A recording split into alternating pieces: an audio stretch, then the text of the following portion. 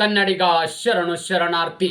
ಪ್ರೀತಿಯ ಸ್ನೇಹಿತರೆ, ಇವತ್ತಿನ ನಮ್ಮ ಒಂದು ಜಾಬ್ ಸರ್ಚ್ ಏನಪ್ಪಾ ಅಂದ್ರೆ KITS ರಿಕ್ವೈರ್ಮೆಂಟ್ 2026. ಪ್ರೀತಿಯ ಸ್ನೇಹಿತರೆ, ಇಲ್ಲೇನಪ್ಪಾ ಅಂತಂದ್ರೆ ಕರ್ನಾಟಕ ನಾವೀನ್ಯತೆ ಮತ್ತು ತಂತ್ರಜ್ಞಾನ ಸೊಸೈಟಿಯಲ್ಲಿ ಖಾಲಿ ಇರುವ ಸಹಾಯಕ ವ್ಯವಸ್ಥಾಪಕರು ಹುದ್ದೆಯ ಭರ್ತಿಗೆ ಅರ್ಹ ಹಾಗೂ ಆಸಕ್ತ ಅಭ್ಯರ್ಥಿಗಳಿಂದ ಅರ್ಜಿಗಳನ್ನು ಆಹ್ವಾನಿಸಲಾಗಿದೆ. ಹುದ್ದೆಗಳ ಭರ್ತಿಗೆ ಸಂಬಂಧಿಸಿದಂತೆ ಹುದ್ದೆಗಳ ಸಂಖ್ಯೆ, ಶೈಕ್ಷಣಿಕ ಅರ್ಹತೆ, ವಯೋಮಾನ, ಅರ್ಜಿ ಸಲ್ಲಿಕೆ ದಿನಾಂಕ, ಹುದ್ದೆಗಳ ಬಗ್ಗೆ ಓವರಾಲ್ ಆಗಿ ಫುಲ್ ನೋಟಿಫಿಕೇಶನ್ ಮಾಹಿತಿ ನಾನು ನಿಮಗೆ ಈ ವಿಡಿಯೋ ತಿಳಿಸ್ಕೊಡ್ತೀನಿ. ಈ ವಿಡಿಯೋನ ಸ್ಕಿಪ್ ಮಾಡದೆ ಕೊನೆ ತನಕ ನೋಡಿ.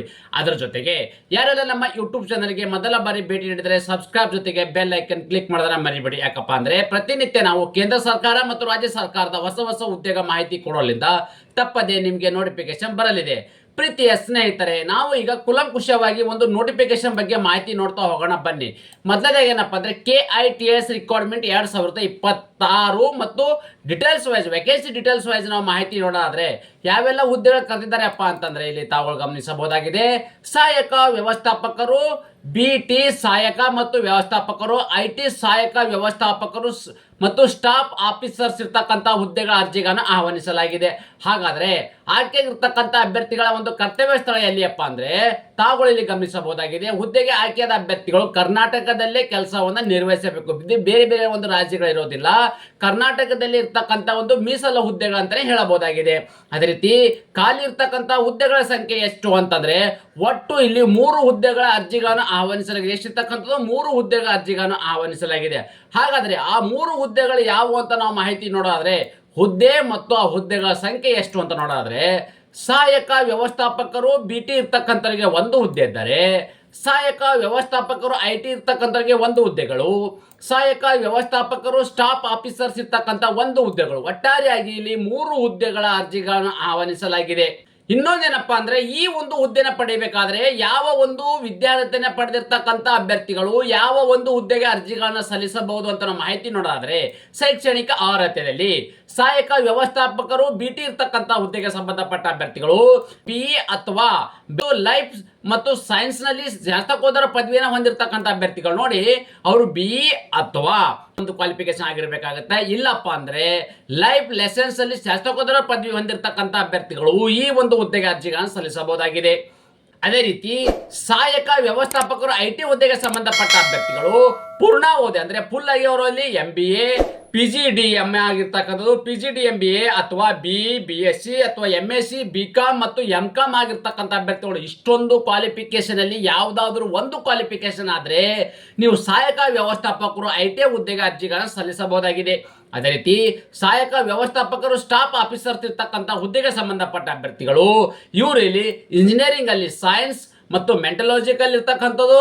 ಅದೇ ರೀತಿ ಇಲ್ಲಿ ಪೂರ್ವಕಾಲಿಕ ಪದವಿ ಅಥವಾ ಮ್ಯಾನೇಜ್ಮೆಂಟ್ ಪಬ್ಲಿಕ್ ಮತ್ತು ಪಾಲಿಸಿಯಲ್ಲಿ ಶಾಸ್ತ್ರಕೋತ್ತರ ಪದವಿಯನ್ನು ಹೊಂದಿರತಕ್ಕಂಥ ಅಭ್ಯರ್ಥಿಗಳು ನೋಡಿ ಸಹಾಯಕ ವ್ಯವಸ್ಥಾಪಕರು ಆಫೀಸರ್ಸ್ ಇರ್ತಕ್ಕಂಥ ಹುದ್ದೆಗೆ ಸಂಬಂಧಪಟ್ಟ ಅಭ್ಯರ್ಥಿಗಳು ಇಂಜಿನಿಯರಿಂಗ್ ಅಲ್ಲಿ ಸೈನ್ಸ್ ಮತ್ತು ಮ್ಯಾನೇಜ್ಮೆಂಟ್ ಇರ್ತಕ್ಕಂಥ ಪೂರ್ಣಕಾಲಿಕ ಪದವಿ ಅಥವಾ ಮ್ಯಾನೇಜ್ಮೆಂಟ್ ಪಬ್ಲಿಕ್ ಪಾಲಿಸಿಯಲ್ಲಿ ಶಾಸ್ತ್ರಕೋತ್ತರ ಪದವಿಯನ್ನು ಹೊಂದಿರತಕ್ಕಂಥ ಅಭ್ಯರ್ಥಿಗಳು ಮಾತ್ರ ಈ ಒಂದು ಹುದ್ದೆಗೆ ಅರ್ಜಿಗಳನ್ನು ಸಲ್ಲಿಸಬಹುದಾಗಿದೆ. ಈ ಒಂದು ಹುದ್ದೆಯನ್ನು ಪಡೆದುಕೊಳ್ಳಬೇಕಾದ್ರೆ ಯಾವ ಒಂದು ವಯೋಮಿತಿ ಒಳಗಡೆ ಇರ್ತಕ್ಕಂಥ ಅಭ್ಯರ್ಥಿಗಳು ಈ ಒಂದು ಹುದ್ದೆಗೆ ಅರ್ಜಿಗಳನ್ನು ಸಲ್ಲಿಸಬಹುದು ಅಂತ ನಾವು ನೋಡೋದ್ರೆ ವಯೋಮಿತಿ ಅದರ ಬಗ್ಗೆ ನಾವು ನೋಡೋದ್ರೆ ಇಲ್ಲಿ ತಾವುಗಳು ಗಮನಿಸಬಹುದಾಗಿದೆ. ಅರ್ಜಿ ಸಲ್ಲಿಸಲು ಕೊನೆಯ ದಿನಾಂಕಕ್ಕೆ ಈ ಕೆಳಗಿನ ವಯೋಮಿತಿ ಹೊಂದಿರಬೇಕಂದ್ರೆ ಸಹಾಯಕ ವ್ಯವಸ್ಥಾಪಕರು ಮತ್ತು ಸ್ಟಾಫ್ ಆಫೀಸರ್ ಹುದ್ದೆಗೆ ಸಂಬಂಧಪಟ್ಟ ಅಭ್ಯರ್ಥಿಗಳು ಗರಿಷ್ಠ ಅವರಿಗೆ ಇಲ್ಲಿ ಎಷ್ಟಿರ್ತಕ್ಕಂಥದ್ದು 35 ವರ್ಷದ ಒಳಗಡೆ ಇರ್ತಕ್ಕಂಥ ಅಭ್ಯರ್ಥಿಗಳು ಮ್ಯಾಕ್ಸಿಮಮ್ 35 ವರ್ಷದ ಒಳಗಡೆ ಇರ್ತಕ್ಕಂಥ ಅಭ್ಯರ್ಥಿಗಳು ಈ ಒಂದು ಹುದ್ದೆಗೆ ಅರ್ಜಿಗಳನ್ನು ಸಲ್ಲಿಸಬಹುದಾಗಿದೆ. ಅದೇ ರೀತಿ ವೇತನ ಎಷ್ಟು ಅಂತ ನಾವು ಮಾಹಿತಿ ನೋಡೋದ್ರೆ ತಾವುಗಳಲ್ಲಿ ಗಮನಿಸಬಹುದಾಗಿದೆ. ಹುದ್ದೆಗೆ ಅನುಗುಣವಾಗಿ ವೇತನ ಯಾವ ಒಂದು ಹುದ್ದೆಗೆ ಎಷ್ಟು ವೇತನವನ್ನು ನೀಡಲಾಗುವುದಪ್ಪ ಅಂತಂದ್ರೆ ಸಹಾಯಕ ವ್ಯವಸ್ಥಾಪಕರು BT ಇರ್ತಕ್ಕಂಥವರಿಗೆ 45,000, ಸಹಾಯಕ ವ್ಯವಸ್ಥಾಪಕರು IT ಕೂಡ 45,000, ಸಹಾಯಕ ವ್ಯವಸ್ಥಾಪಕರು ಸ್ಟಾಫ್ ಆಫೀಸರ್ಸ್ ಇರ್ತಕ್ಕಂಥವರಿಗೆ ಕೂಡ ಇಲ್ಲಿ ಕೂಡ 45,000 ರೂಪಾಯಿ ವೇತನ ನೀಡಲಾಗುವುದು ಪ್ರತಿ ತಿಂಗಳು.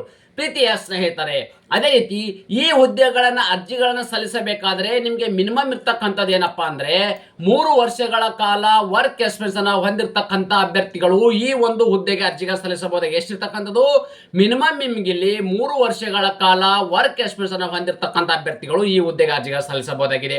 ಅದೇ ರೀತಿ ಅರ್ಜಿ ಸಲ್ಲಿಕೆ ವಿಧಾನ ಹೇಗೆಯಪ್ಪ ಅಂತಂದ್ರೆ ಅಭ್ಯರ್ಥಿಗಳು ಈ ಹುದ್ದೆಗೆ ಆನ್ಲೈನ್ ಮೂಲಕವೇ ಅರ್ಜಿಗಳನ್ನು ಸಲ್ಲಿಸಬೇಕು. ಈ ಆನ್ಲೈನ್ ಮೂಲಕ ಅರ್ಜಿ ಸಲ್ಲಿಸಬೇಕಾದ್ರೆ ಕುಲಂಕುಷವಾಗಿ ನಿಮಗೆ ಮುಂದೆ ಮಾಹಿತಿ ನೋಡ್ತೀನಿ ಅದ್ರ ಬಗ್ಗೆ ಪ್ರೊಸೆಸ್ ಹೇಗೆ ನಡೆಯಲಿದೆ ಎಂಬುದನ್ನ. ಸ್ನೇಹಿತರೆ, ಅರ್ಜಿ ಸಲ್ಲಿಸಲು ನಿಗದಿಪಡಿಸಿದ ದಿನಾಂಕದ ವಿವರವನ್ನು ನಾವಿಲ್ಲಿ ನೋಡೋದಾದ್ರೆ, ಅರ್ಜಿ ಸಲ್ಲಿಸಲು ಪ್ರಾರಂಭ ದಿನಾಂಕ 7 ಜನವರಿ 2026. ಅರ್ಜಿ ಸಲ್ಲಿಸಲು ಕೊನೆಯ ದಿನಾಂಕ ಜನವರಿ 22, 2026. ನೋಡಿ, ಅರ್ಜಿ ಸಲ್ಲಿಸಲು ಕೊನೆಯ ದಿನಾಂಕ ಜನವರಿ 22, 2026 ಅರ್ಜಿ ಸಲ್ಲಿಸಲು ಕೊನೆಯ ದಿನಾಂಕವಾಗಿದ್ದು, ಫುಲ್ ನೋಟಿಫಿಕೇಶನ್ ಬಗ್ಗೆ ನಿಮ್ಗೆ ಆಲ್ರೆಡಿ ಮಾಹಿತಿಯನ್ನು ಕೊಟ್ಟಿದ್ದೇನೆ. ಆನ್ಲೈನ್ ಮುಖಾಂತರ ಅರ್ಜಿ ಸಲ್ಲಿಸಕ್ಕೆ ನಾನು ಅಫಿಷಿಯಲ್ ಏನು ವೆಬ್ಸೈಟ್ ಇದೆ, ಆ ಒಂದು ವೆಬ್ಸೈಟ್ ನನ್ನ ಯೂಟ್ಯೂಬ್ ಡಿಸ್ಕ್ರಿಪ್ಷನ್ ಬಾಕ್ಸ್ ಅಲ್ಲಿ ನಿಮ್ಗೆ ಅಲ್ಲಿ ಲಿಂಕ್ ಅನ್ನು ಕೊಟ್ಟಿರುತ್ತೇನೆ. ಆ ಲಿಂಕ್ ಮೇಲೆ ಕ್ಲಿಕ್ ಮಾಡೋ ಮೂಲಕ ನೇರವಾಗಿ ತಮ್ಮ ಅರ್ಜಿಗಳನ್ನು ಸಲ್ಲಿಸಬಹುದಾಗಿದೆ. ಅದೇ ರೀತಿ ಟೆಲಿಗ್ರಾಮ್ ಮತ್ತು ವಾಟ್ಸ್ಆಪ್ ಚಾನಲ್ ಕೂಡ ನೀವು ಜಾಯ್ನ್ ಆಗಿ. ಯಾಕಪ್ಪ ಅಂದ್ರೆ ಪ್ರತಿನಿತ್ಯ ಕೊಡ್ತಕ್ಕಂಥ ಒಂದು ಜಾಬ್ ಅಪ್ಡೇಟ್ ನೀವು ನೇರವಾಗಿ ಅಲ್ಲಿ ಪಡೆಯಬಹುದಾಗಿದೆ.